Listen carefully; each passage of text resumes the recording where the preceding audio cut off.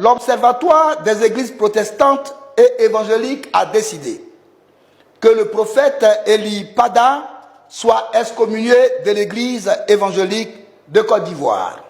Les amis, l'heure est grave. Je viens de tomber sur cette vidéo dans laquelle on voit clairement et nettement le président du conseil des églises évangéliques de la Côte d'Ivoire annoncer l'excommunication du prophète Eli Pada à cause de ces prophéties qui sont jugées fausses aujourd'hui. Alors, suivons la vidéo ensemble et revenons avec notre analyse. La prophétie d'Eli Pada a sémé le trouble, la peur et la confusion dans la nation et parmi les enfants de Dieu. L'Observatoire des églises protestantes et évangéliques a décidé que le prophète Eli Pada soit excommunié de l'église évangélique de Côte d'Ivoire. Il a été constaté que le prophète Eli Pada a rendu public des paroles attribuées à l'Éternel, déclarant notamment qu'il n'y aurait pas d'élection présidentielle en Côte d'Ivoire le 25 octobre 2025 et que le chef de l'État et sa famille seraient pris. Cette prophétie s'étant révélée mensongère et contraire à la réalité, puisque l'élection présidentielle en Côte d'Ivoire a bel et bien eu lieu le 25 octobre 2025. Force est de reconnaître que le ministère prophétique est conditionné par une base solide, la réalisation d'une prophétie. On peut admettre qu'un prophète prophétise une première fois en fixant le jour et l'heure de la réalisation de la prophétie. Mais malheureusement, cette prophétie ne se réalise point au jour fixé par le dit prophète. Le crédit de l'espérance prophétique peut lui être accordé à la lumière de la Bible. Mais quand un prophète prophétise plusieurs fois de la part de Dieu, en y ajoutant la formule sacrée « Ainsi parle l'Éternel » et que ces prophéties ne se réalisent jamais, ce prophète fait de Dieu un menteur. Et cela est inacceptable dans l'Église de notre Seigneur Jésus-Christ.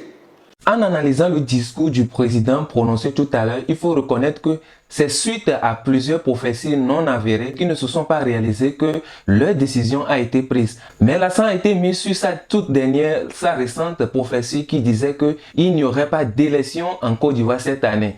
Mais comme l'élection a eu lieu, le Conseil des églises assiégés, ils ont jugé bon, ils ont décidé d'excommunier simplement le prophète Eli Pada pour ses fausses prophéties, pour ses prophéties qu'il a l'habitude de donner, mais qui ne se réalisent pas. Cela constitue pour eux une atteinte à la crédibilité du message de Dieu, du message évangélique aujourd'hui. Puisque les gens ont suivi ce message, puisque les gens ont écouté ce message, cela a prêté confusion dans les cœurs des gens, cela a dérangé beaucoup de personnes. Et donc aujourd'hui, si la prophétie ne se réalise pas, c'est que les gens vont se retourner contre Dieu. Les gens vont faire face à l'évangile de Dieu pour dire que notre Dieu n'est pas vrai, ce qui les a poussés à prendre cette décision. La question qu'il faut poser ici est à savoir si cette décision est une sage décision ou cela renvoie un autre message encore dans le monde. Être excommunié dans le langage des églises ne veut pas simplement dire chasser. Cela sous-entend une sanction spirituelle, ce qui veut dire que la personne est écartée de la communion fraternelle. Et donc, Eli Pada ne fait plus partie de la communauté du Conseil fédéral des églises évangéliques de la Côte d'Ivoire. Il est donc mis à part, il est donc écarté de ce regroupement. Les conséquences directes de l'excommunication sont l'interdiction de prêcher dans d'autres églises et aussi la collaboration avec d'autres églises. C'est une mesure rare et grave réservée aux leaders religieux qui sont jugés dangereux pour l'équilibre doctrinal ou moral de la communauté chrétienne.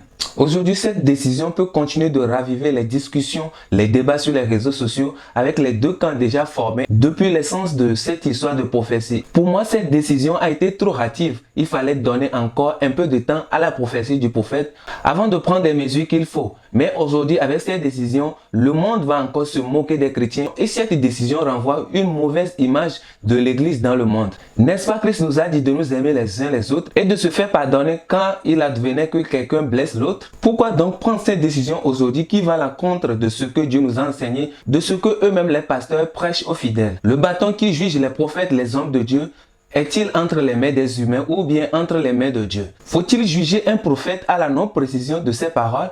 Tant d'interrogations auxquelles j'essaie de trouver des réponses. À vous, chers abonnés, merci de me répondre dans les commentaires avec cette histoire qui se passe aujourd'hui. Quand même aussi, il était temps qu'on rappelle à l'ordre tous ces prophètes-là qui parlent sans être envoyés, qui inventent des prophéties. L'histoire de la Bible même nous a tellement enseigné sur les prophètes. Des prophètes qui ont connu des moments de silence, de moments d'erreur et de moments de correction. Ce qui aurait pu se faire, selon moi, c'est de pouvoir convoquer le prophète en question pour pouvoir lui poser des questions sur sa prophétie pour qu'il puisse mieux expliquer les choses parce que il est juste venu sur les réseaux sociaux et il a donné sa prophétie et cela ne s'est pas réalisé. Après, il a fait d'autres sorties pour mieux expliquer ce que Dieu lui avait dit. Et aujourd'hui, on voit une décision qu'il a été excommunié des églises évangéliques de la Côte d'Ivoire. Une décision trop dure que moi je juge non fondée sur la parole de Dieu, purement basée sur les intérêts personnels. Il fallait appeler le gars, il fallait le faire venir et lui poser des questions avant de pouvoir rendre public cette décision. Mais je crois fort que cela n'a pas été le cas. Ils ne l'ont pas appelé à en croire, à écouter le discours qui vient d'être prononcé. C'est suite à plusieurs fausses prophéties dont la plus récente qu'il a été excommunié. Mais cette histoire doit nous enseigner le discernement et l'humilité tant chez ceux qui prophétisent et ceux qui écoutent également. En tout cas, ensemble, prions pour une église unie et non une église divisée. Que cette histoire nous serve de leçon, qu'on soit aujourd'hui pour Eli Pada ou contre lui. Cette affaire va avoir beaucoup de représailles sur des vies et sur des chrétiens du monde. Cela apprend également aux prophètes, aux hommes de Dieu, la gestion de leurs révélations et aussi la responsabilité publique face à ce qui sort de leur bouche. Mesdames et messieurs, merci d'avoir suivi cette vidéo. Vos avis également m'intéressent. Que pensez-vous de cette excommunication du prophète Eli Pada? Est-elle juste ou exagérée? Je vous invite à vous abonner à cette chaîne. Nous sommes premiers sur toutes les actualités chrétiennes de tout horizon. Je suis Jack, créateur de contenu 100% chrétien. D'ici là, portez-vous bien dans le prochain nom de notre Seigneur Jésus-Christ. Et si le Seigneur tarde à revenir, nous allons nous retrouver très bientôt dans un nouvel épisode de votre actualité sur la chaîne. Allez, ciao!